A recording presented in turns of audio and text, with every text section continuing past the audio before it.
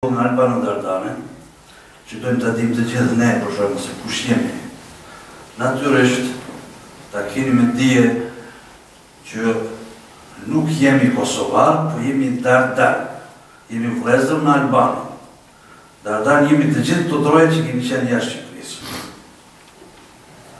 Po të bëjmë një analizë edhe më thellë, duke ju referuar dhe bazuar në citatet e përmendura në hadithe, respektivisht edhe në Kuranin famlartë. Pikërisht në momentet kur kërkon të pejgamberi ynë a.s. mbështetjen e fortë të Dardanëve Bizant, do me thonë Buzanat, ose jurojnë grek që njërë Bizantin njërë grek. Mori mbështetjen e tjemve të Konstantinit. Dhe Konstantini ishte shqiptar, e djali ti ka qenë Herakliu, që përmendën në hadithe. Me këto argumente bënd të kuptojnë se ne shqiptarët e përkrahëm profetin e Zotit Muhammedin a.s. dhe besuam në një Zot të vetëm dhe të pashoqëm. Krijuesi i galaksisë, sunduesi i gjithë botrave, kontrollues i çdo sekreti dhe urdhërdhënës e komandues i një fuqie dhe ushtërie të papara.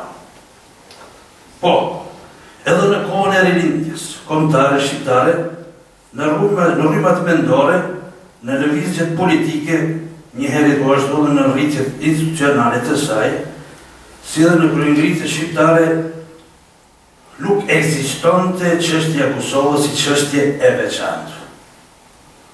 Por ekzistonte vetëm çështja shqiptare si brum i përbashkët i të gjitha trojve apo vilajeteve shqiptare. Çështja e Kosovës si një territor që ne sot e njohim, fizikisht e sajoi shpata okupuese serbe, e futur mes për mes trungut etnik shqiptar, sikur se dihet këtë soptim të territoreve etnike shqiptare, e miratoi konferenca e Londrës, Kongresi i Berlinit, marrëveshja e Parisit e shumë marrëveshje që e therrën në thellë në palc dhe shtyhen si hjenat frytet i lire, tinësisht pa djani dhe miratimin shqiptar. Natyrisht, duke pasur tristin nga Rusia cariste, vetëm e vetëm të zhdukin gjurmët e popullit më të lashtë të botës. Ja, që shtash, gazetinin hapur se edhe Nuhi a.s. me djallën e tij Jafetin foli shqip. Kur zbriti nga anija në tokën e Zotit që e kishin të premtuar, ku dhe frikët e Ilirisë e ndërtuan dhe ja mësuan gjuhën e Egjiptit. Një pushtetin nga Athina me emrin Solon kishte vajtur në Egjipt pas ca konsultimeve me dietarët egjiptas merr këtë përgjigje. Solon, ju grekët e sotëm nuk jeni ata të vjetrit. Ju nuk e dini se para jush në këto pelqe ka jetuar një popull i ndritshëm hynor, me deni e kulturë të lartësisë hynore, dërsa ju jeni vetëm imitim apo mbeturina të përzira të tyre. Kështu në këtë kohë thonë edhe Sokrati. Por, as i kuptua se ky popull ka një kafkë, hipo prakëqefale, këto të shkafkë, e madhe, gjohën, e shqiptarë kemi e krytë maja, që nuk kupton populli i parë në tokën atrore, Satan Islam vendosi të hakmirët ndaj këtij populli të artë, që kishte dhënë kontributin e tyre për krijimin e disa shteteve moderne së të Egjiptit, Turqisë, Greqisë, Romanisë, Italisë e shumë tjera shteteve deri në Skandinavi. Ata studiues që nuk sundohen nga djallësitë dhe xhelozitë shpirtërike slave, e njohin historinë dhe vlerësojnë lart kontributin që kanë dhënë shqiptarët. Ky popull i ndritur dhe jurt, i cili zhvilloi dhe ndërtoi qytetërimin botror. Do të përmendi njërin prej ish ambasadorëve amerikanë në Greqi dhe në Maltëzi, George Williams, i cili dënon ashtur persekutimin e shqiptarëve në shekullin 20, apo më saktë 1914. kur thot se është tragjedi, te çdo përfitimi që kjo rast e madhe dhe shumë e lashtë të kanë të ndisej në këtë gjendje e cila meriton të quhet skandal i qytetërimit evropian. E pastaj vazhdon, është larg mendjes që Evropa të mund të ushtrojë paqen duke humbur të drejtat e këtij kombi, ose duke ndarë tokën e tij. Pa u siguruar liria e plot e shqiptarëve është i pamundur ndalimi i luftës dhe parimi për të ndarë tokën shqiptare do të hap një plagë të re e të helmatisur në politikën e Ballkanit. Pra, e vërteta është se kjo pjesë e kombit në periudhën kur po bënte hapa vendimtare drejt pavarësimit, kaloi nga një strukturë shtetërore multietnike e cila nuk njihte identitetin kombëtar në një pushtim të ri, një etnik, që nga koha antares gjeopolitike të Kosovës, nga trupu i përgjithshëm etnik shqiptar, çështja e Kosovës nëpërmjet manipulimeve të ndryshme historike, në varësi me rrethanat gjeopolitike dhe të tjera, gjithmonë mbajti vullin e aspiratave të popullit shqiptar të Kosovës, qoftë për identitetin e tij kombëtar apo edhe për bashkimin kombëtar. Këto variacione në synimet kombëtare u përcaktuan nga rrethanat dhe kontekstet të gjëra politike të kohës. Por të gjitha këto variacione u lidhen ngushtë me boshtin themelor të aspiratës së popullit shqiptar dardan të së quajturës Kosovë, për të qenë sunduesi i fatit të tij politik. Në mes të dy luftrave botërore, çështja e Kosovës apo e gjithë Dardanëve në Jugosllavinë slave, u ngurfat jo vetëm nga nacionalizmi shtetëror serb, që kishte plakosur me tërpeshën e tij, po u kufizua edhe nga sistemi i Varsajës, i cili mbretëroi në këtë periudhë historike të Evropës. Sa më tepër që shtypnin, persekutonin, vrisnin dhe torturonin djemt e nënave shqiptare, ato nëna forcoheshin edhe më tepër dhe edukonin bijtë e tyre në emrin të Zotit. Për një kryengritje që do t'i tund varret e stërgjyshëve i lirë në për Evropë, anë kënd botës e gjerë në kontinentin Amerikan. Durimi shqiptarëve të Dardanisë antike i kishte ardhur fundi, ashtu të organizuar me urtësi, filluan duke i treguar botës se ne jemi pasardhës të djemve të Parisit Dardan.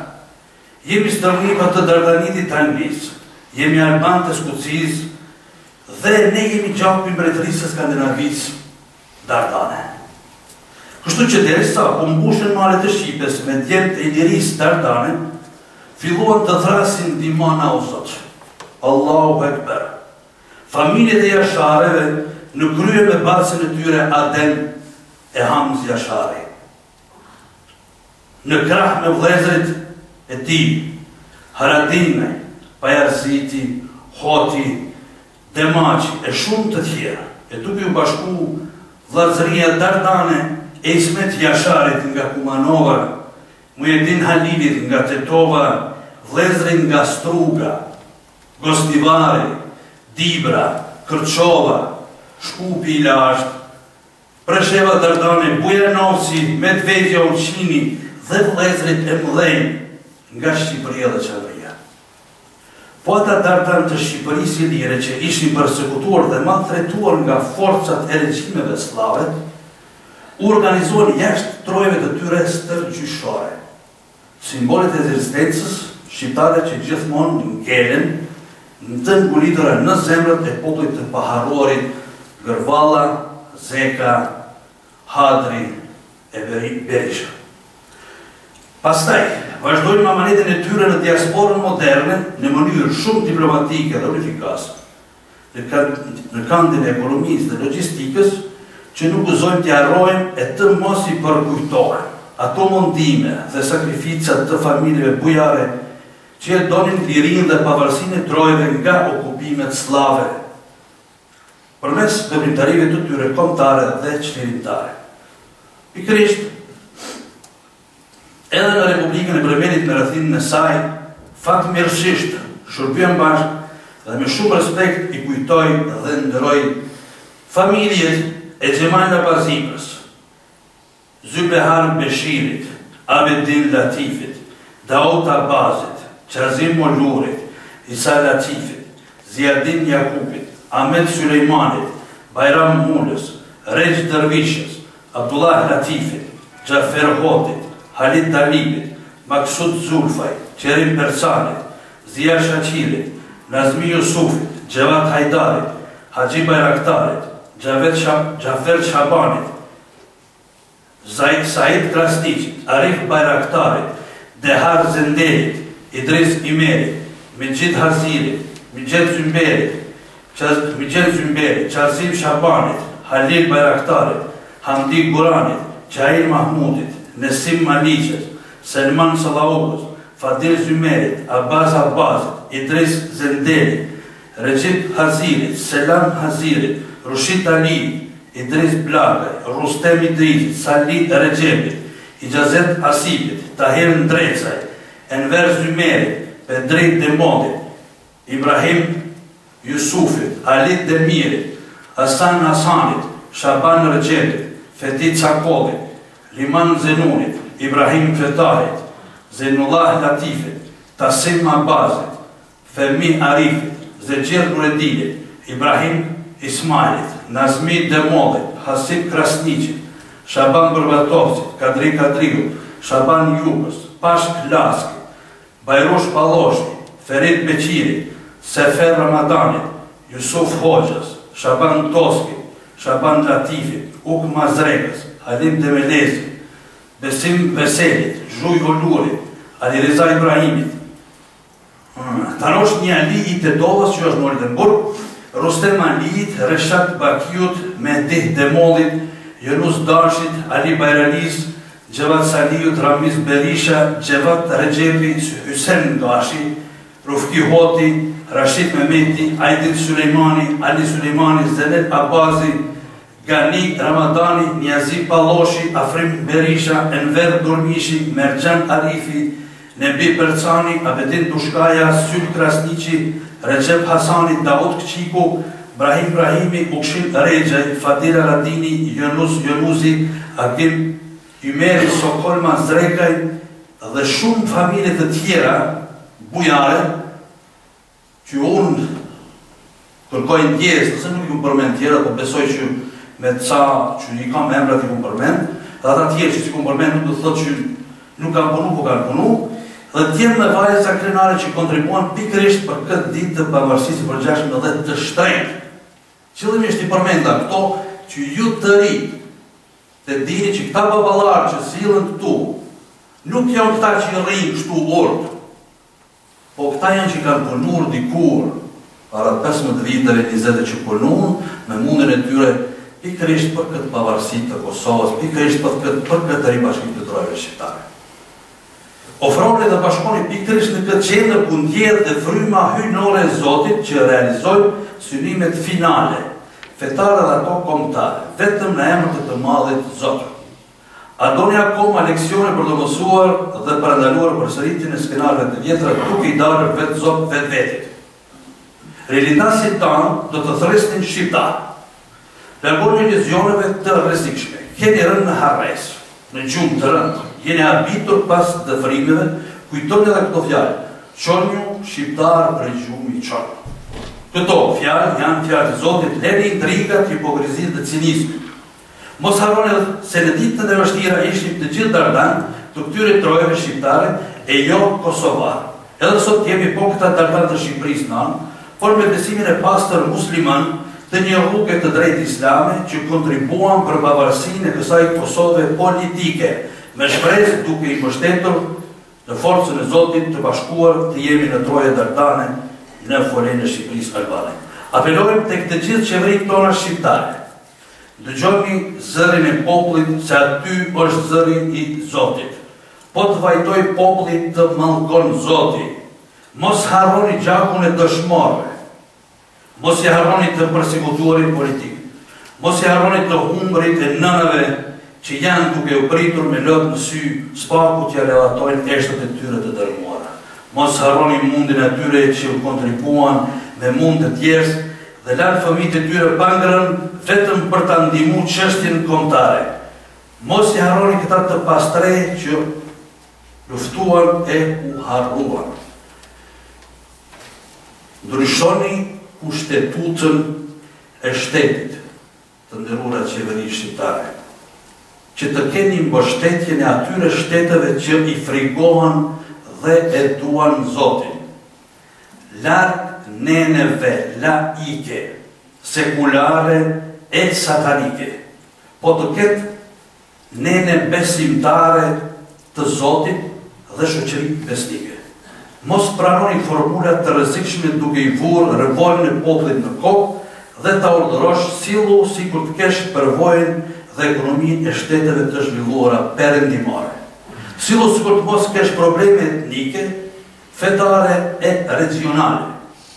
Jo çrrënjosje të besimit, sepse shkatrojmë rininë dhe barbarizojmë kulturën, shpejtojmë rrugën drejt shkatrimit të familjeve tona të bekuara dhe zhdukjen e moralit, që ne si popull e kemi aq të shtrenjtë dhe të shenjtë.